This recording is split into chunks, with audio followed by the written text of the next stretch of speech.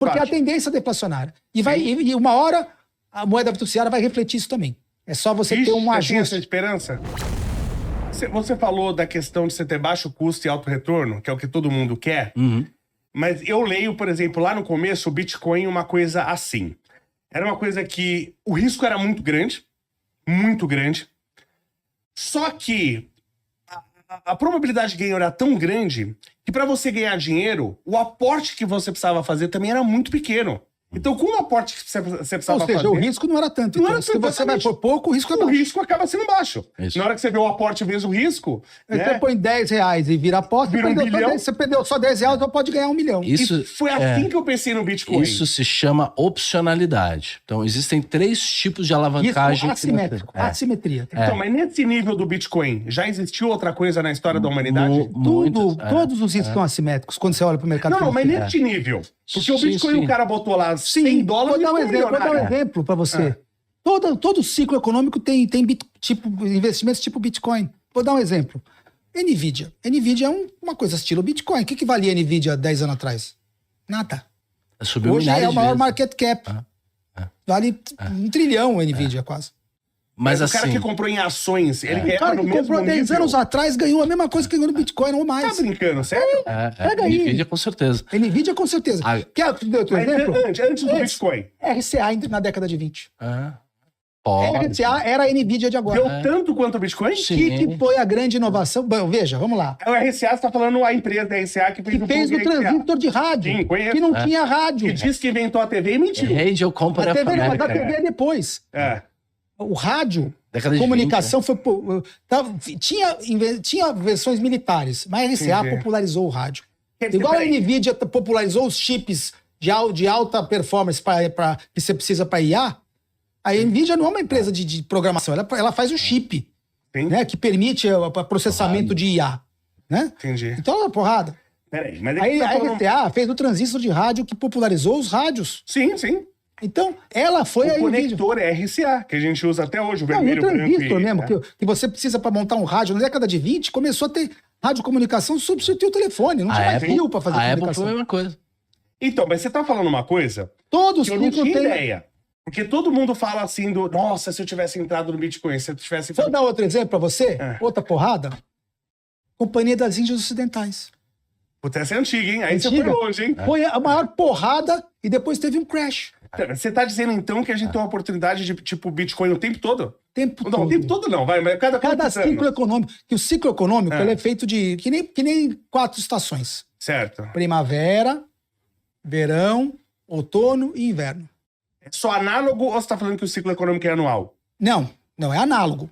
Análogo, quer dizer, Tá. um período de primavera que é um período quando a economia tá assim... Aqui, Você diria que tem quanto tempo, em média, um ciclo econômico? um dos livros, uma grande obra, inclusive para os ouvintes quiserem ler, Sim. o livro The Fourth Turning, do Neil Howe, fala dessas 4 fases. Certo. É um ótimo livro. Geralmente você é generacional. A cada 20 ou 20 e poucos anos, um ciclo desse. A cada 20 20 a 30 gente anos da tem geração. Um Bitcoin, então. Não, você tem um dos 4 estações do ciclo. Não, Os ciclos são as 4 estações. E o ciclo de dívida é a mesma coisa. Tá. Então você tem um período de primavera, que a economia saiu do inverno, então ela está na primavera, onde você tá tendo... As flores estão nascendo de novo, a economia está vivendo o início de uma nova fase. Certo. O verão está tudo aquecido. Aí você tem geralmente um período inflacionário, que você bate o teu limite de capacidade ociosa. Tá? Na primavera você está crescendo, mas você não bate a ociosidade. Você tem geração de emprego, você tem aumento de potencial de produção e tal. No verão, você chegou no teu limite. Você está aquecido, Certo. aqueceu, você está muito aquecido, muito crescimento, o nível de emprego está no máximo e a capacidade ociosa está na tampa. Aí você tem uma natural inflação de falta de oferta mesmo. Entendi. Que esse é um período comum do período de verão. Aí você, por conta de você ter batido nesse limite, você começa a buscar inovações para que você possa ter mais produtividade e baixar o preço das coisas, né? Que é o processo que o Schumpeter explicou quando ele escreveu lá no início do século XX. Explicou que a inovação, o resultado da inovação, todo o progresso, toda a inovação tecnológica, A base do crescimento econômico do mundo é a inovação tecnológica, Sim. porque você reduz custo, reduz preço. Perfeito. Né? Há 300 anos atrás, você não tinha máquina na agricultura. Você fazia agricultura manual. Depois entrou o cavalo, o boi, carro de boi. Teve um aumento de produtividade, queda do preço do alimento. Depois do carro de boi veio as máquinas agrícolas, as máquinas a vapor. Depois a máquina trator com diesel. Entendeu? Cada Depois mudança dessa é um ciclo. Então, e você vai tendo inovações que você vai baixar custo e preço. No momento que você está na capacidade ociosa no limite, os preços sobem. Né? Aí você começa a ter incentivo para a busca de inovações. Pô, tá super caro vender tal coisa. Vamos inovar aqui. Aí vem alguém com uma inovação. Então as inovações começam a vir, elas começam a baixar o preço das coisas. É o período do outono. Você continua com a demanda aquecida, mas você tá com inovação, então você começa a desaquecer, porque começa a ter uma deflação por conta da inovação. Era pra ser isso, né? Era pra ser isso. É que o monetarismo fiduciário... Tá comendo isso. Você não vê a deflação no sentido nominal, mas no sentido real você vê, com certeza. Entendi. Se toda moeda fosse ouro, todos os preços em ouro estão mais baixos hoje. Concordo. Porque o ouro tá alto, né? Em Bitcoin também. Todos os preços em Bitcoin estão mais porque baixos. a tendência é deflacionária. E uma hora a moeda fiduciária vai refletir isso também. É só você ter um Você tinha ajuste. essa esperança? É só você ter um crash na dívida. Entendi. Depois eu vou explicar isso aí. Como teve em 29. Aí você vai, nesse período, tem o outono. O outono é o seguinte, quando você começa a ter produtividade. Isso foi o último ciclo desse. Começou depois da Segunda Guerra, né? Você teve o período da primavera, que foi a Segunda Guerra e os primeiros 20 anos da economia americana.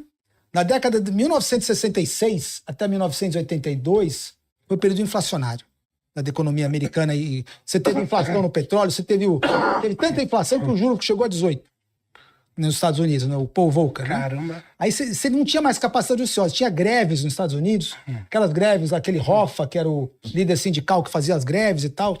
Aqueles filmes, se você pegar um filme da década de 70 lá, você vai ver exatamente isso. Foi meio que a morte de Detroit lá? Isso, tinha as fábricas de Detroit produzindo carro pra caramba, já tava... Ele também saiu da década de 50, mas o período inflacionário foi em 1968 até 1980. Entendi. Aí você começou a ter produtividade. Por quê? Os americanos falaram assim, a gente não consegue mais produzir aqui.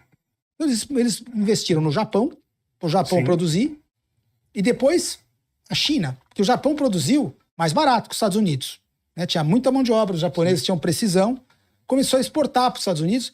O que veio da exportação japonesa? Deflação. Começou a baixar preço. E entrar produto. Aí você aliviou a pressão inflacionária, porque você começou a trazer produto mais barato, com mais tecnologia vindo de lá, a mão de obra mais barata. Quando o Japão estourou, em 1989, estourou, formou uma bolha, né? Porque aonde você tem inovação, você tem com crédito fácil, forma bolha.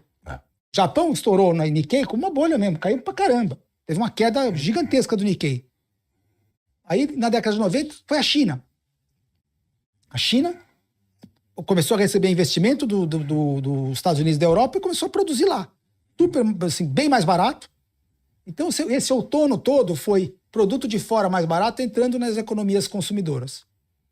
Só que assim, depois do outono, o que significa? Hoje você tem tudo sendo mais barateado, tudo é possível de ser produzido mais barato hoje. Sim. Qualquer coisa. Tem inovação para todo lado. Que já era para a gente ter tido queda de preço. Queda de preço real tem. De nominal, não. Por quê? Porque os caras têm uma maneira de engenhoca de crédito que fica imprimindo dinheiro. Sim. Só que todo mundo sabe que nominalmente. Imposto, todo mundo sabe. a base Todo monetária. mundo sabe porque você sente isso. Sim. Você pode estar ganhando mais nominalmente, mas você se sente mais pobre. Sim. Por causa do aumento, o aumento nominal dos preços é muito maior do que o aumento nominal da sua renda. Sim. Deixa eu pedir pra gente... E aí no inverno, para terminar, o inverno é o período que a economia entra numa situação igual o inverno mesmo, você tem destruição. Onde estamos agora no Contrai. Brasil? Estamos no próximo inverno. de entrar. O inverno está começando. Vai piorar ainda, então? O mundo vai piorar. Putz. E olha, ele só não está piorando mais rápido porque ele é maquiado pela impressão monetária.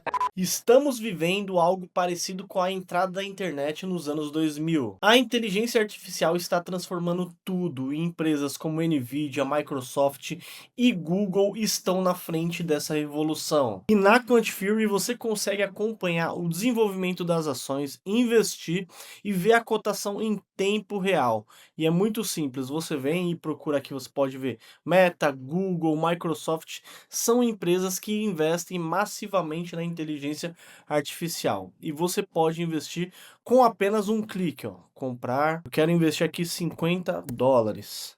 Vou colocar aqui, comprou, e acabei comprando aí uma parte da empresa Microsoft. E o código de convite está no link abaixo.